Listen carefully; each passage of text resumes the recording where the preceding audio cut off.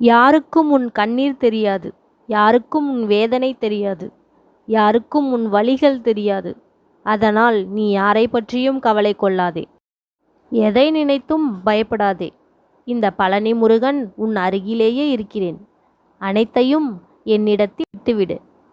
உன் ஒவ்வொரு பிரச்சனையும் நான் தீர்த்து வைப்பேன். நீ சந்தோஷமாக இருக்கப் போகிறாய். சுகமான வாழ்வு உனக்கு கிடைக்கப் போகிறது. நீ வருத்தப்படுகிற அளவுக்கு இங்கு எதுவும் நடக்கவில்லை.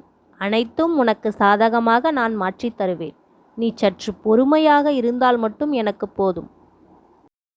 என் பிள்ளையே, தேவையில்லாத கவலைகளை மனதில் சேர்த்து வைத்து கொள்ளாதே.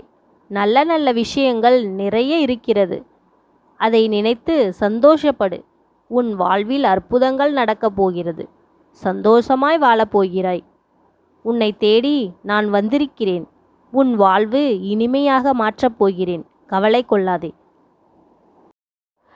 நீ ஒரு பிரச்சனையை நினைத்து பயந்து கொண்டிருக்கிறாய். அது இப்பொழுது முடிவுக்கு வந்துவிட்டது. அதில் என் துணையை நீ உணர்ந்திருப்பாய்.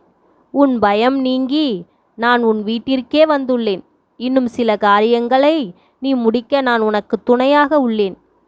நீ எதற்காகவும் கலங்க வேண்டாம்.